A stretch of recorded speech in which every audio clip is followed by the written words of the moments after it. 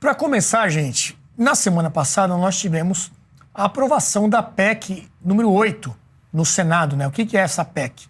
Ela diminui um pouco, o poder dos ministros do Supremo Tribunal Federal. Então nós temos a notícia aí do site do Senado dizendo justamente isso. Ela vai não deixar mais possível que se tome decisões monocráticas, ou seja, de apenas um ministro, para invalidar leis que tenham sido aprovadas dentro do Congresso. Então você tem lá a votação de uma lei, passa pelas duas casas, né, aprovação geralmente com quórum muito alto, o presidente sanciona, e aí de repente chega lá na frente um ministro sozinho, dentre os 11 dos ministros do Supremo, invalida aquilo, diz que não vale mais aquela lei. Um exemplo prático disso, para a gente entender que tipo de decisão a partir de agora não poderia mais acontecer, foi quando o ministro Ricardo Lewandowski, que já não está mais no STF, mas ele um pouco antes de sair da corte, invalidou a lei das estatais. E com isso, você teve indicações que foram possíveis, como a do Mercadante, né? A Luiz Mercadante, que não poderia fazer parte da indicação do governo Lula, uma indicação política por conta dessa lei, e também do Jean Paul Prat, se não me engano, né, Luiz Felipe, para a presidência da Petrobras, ele também foi beneficiado pela sustação dessa lei pelo ministro Lewandowski.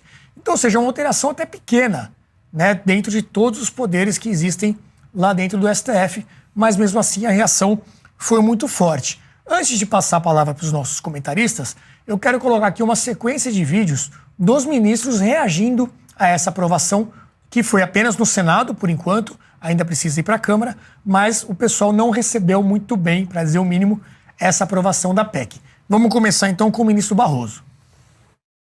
O Supremo Tribunal Federal não vê razão para mudanças constitucionais que visem a alterar as regras do seu funcionamento. Num país que tem demandas importantes e urgentes, que vão do avanço do crime organizado à mudança climática, que impactam a vida de milhões de pessoas, nada sugere que os problemas prioritários do Brasil estejam no Supremo Tribunal Federal. Vale lembrar, cabe ao Supremo fazer valer a Constituição, preservar a democracia e proteger direitos fundamentais.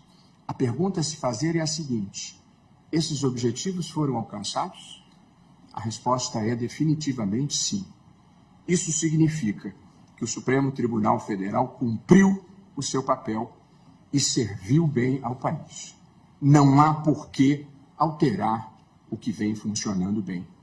E cumpre lembrar, em todos os países que recentemente viveram o retrocesso democrático, a erosão das instituições começou por mudanças nas Supremas Cortes. Os antecedentes não são bons. O ministro Gilmar Mendes também reagiu até com palavras mais duras. Vamos ver o que ele falou. Fato é que este Supremo Tribunal Federal, sempre atento às suas responsabilidades institucionais e ao contexto que o cerca, está preparado, não tenho a menor dúvida, para enfrentar, uma vez mais, e caso necessário, as investidas desmedidas e inconstitucionais, agora, eventualmente, provenientes do Poder Legislativo. Lembro aos ministros, recados da rua chegam a todos nós, dando conta de que o projeto de emenda aprovado é mal menor, tendo sido endereçado a esta casa agora como forma de impedir possíveis reformas ainda mais drásticas ao funcionamento da Corte, ou mesmo a instauração de processos de impeachment contra membros deste tribunal. No particular, senhor presidente, é preciso altivez para rechaçar esse tipo de ameaça de maneira muito clara. Esta casa não é composta por covardes. Esta casa não é composta por medrosos. Cumpre dizê-lo com a serenidade, mas com firmeza, e com o desassombro que esse tipo de investida exige de todos nós, membros desta casa multicentenária, Este Supremo Tribunal Federal não admite intimidações. E para terminar essa sequência, o ministro Alexandre de Moraes. O presidente também não poderia deixar de concordar com o nosso decano de que essa corte não se compõe de covardes nem de medrosos. A Constituição garantiu a independência do Poder Judiciário, proibindo qualquer alteração constitucional que desrespeite essa independência e desrespeite a separação de poderes.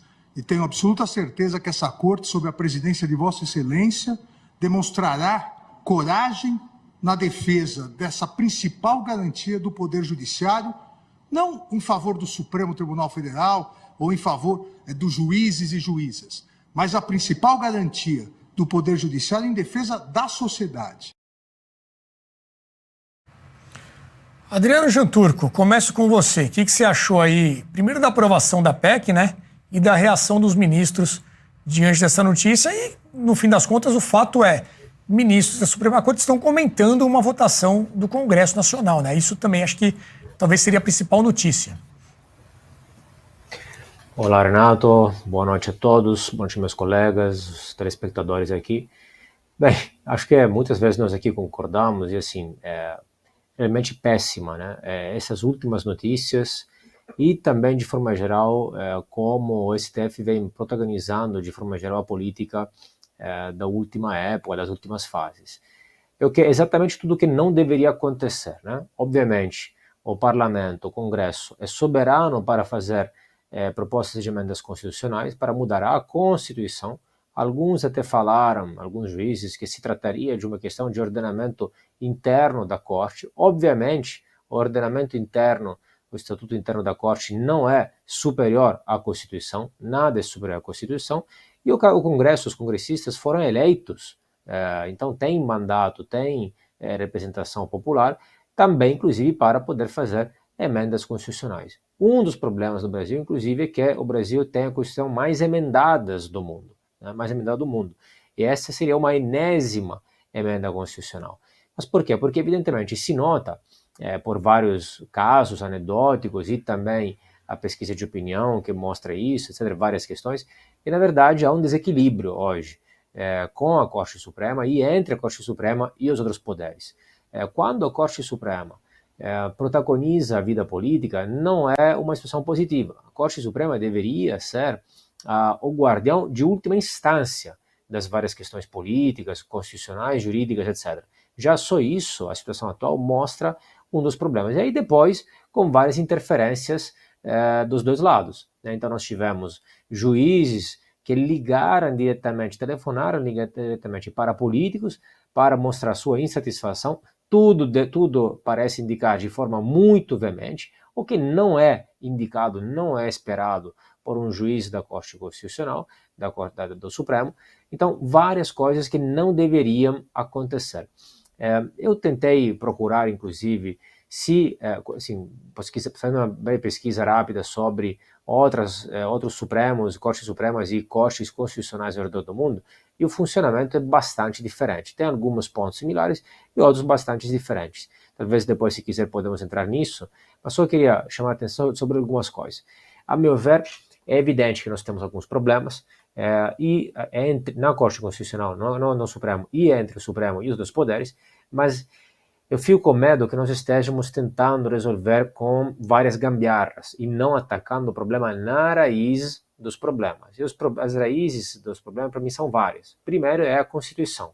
É uma Constituição ampla demais, e estou sendo gentil para usar um eufemismo, é uma das mais longas do planeta Terra, que então atribui muitos poderes à Corte Constitucional, ao Supremo. Segundo, nós temos uma mistura, uma Corte que é tanto Corte Constitucional, quanto Corte de última instância, quanto Corte Suprema. Então já isso vai onerar a Corte, independente de quem forem seus membros específicos, de várias e várias questões.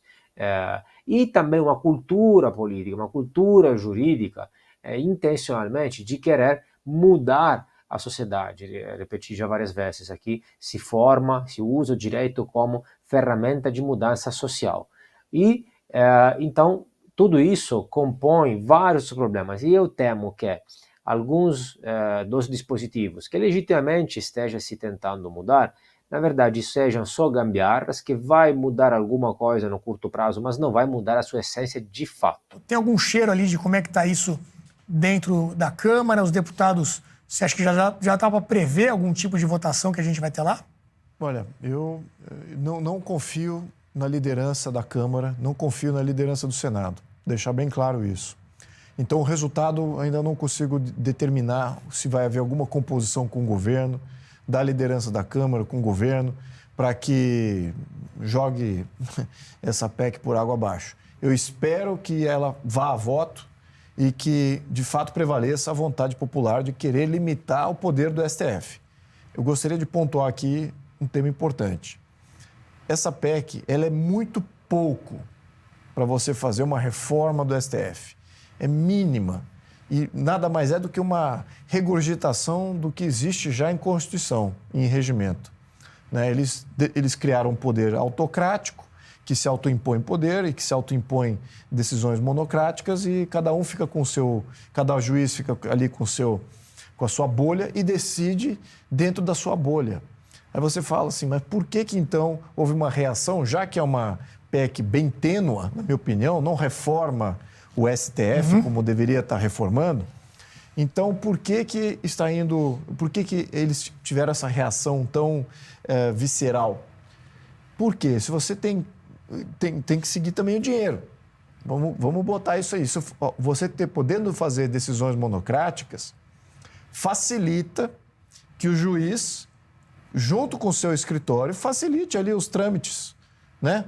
Comece ali na sua bolha, monocraticamente. Vender facilidades. Vender facilidades, exato. Então tem um fluxo de caixa ali que os juízes vão ter que, no mínimo, expor aos demais.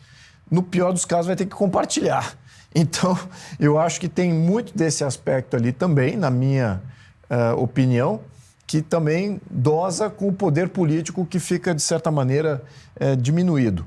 Mas, vamos lembrar, é uma mera lombada numa avenida bem ampla que o STF tem para navegar, para exercer o seu poder direto. Então, eu espero, e eu digo que eu acho que o Parlamento, o Senado fez uma boa colocação de ter votado a favor disso, porque ela é bem tênue do ponto de vista político. Espero que a Câmara siga, mas vamos lembrar, a gente precisa de uma reforma do Judiciário que seja muito mais ampla e muito mais profunda. Não é isso que está na mesa.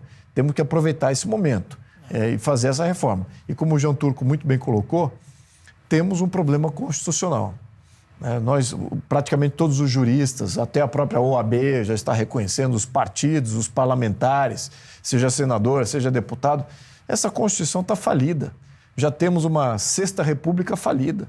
Então, se nós, na sociedade, não se imbuir de uma missão muito mais importante, que é de fazer um movimento constitucionalista, que seja para o nosso lado, o que vai acontecer?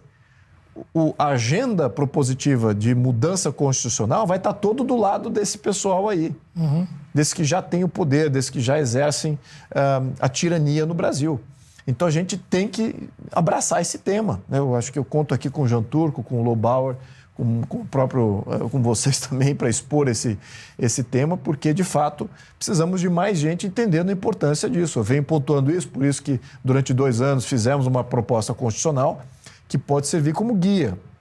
E muitas das propostas que eu represento até de reforma do Judiciário já estão nessas propostas constitucional mais ampla. Então, enfim, eu acho que esse debate a gente precisa iniciar e temos que aproveitar momentos como esse para iniciar, porque em toda crise não pode ser desperdiçada. E o nosso lado da esfera política vive desperdiçando grandes oportunidades. Eu citei, falei, né, que realmente é uma mudança até pequena diante de tudo que existe hoje. Falei do Aloysio Mercadante, que foi indicado presidente do BNDES. Faltou essa informação.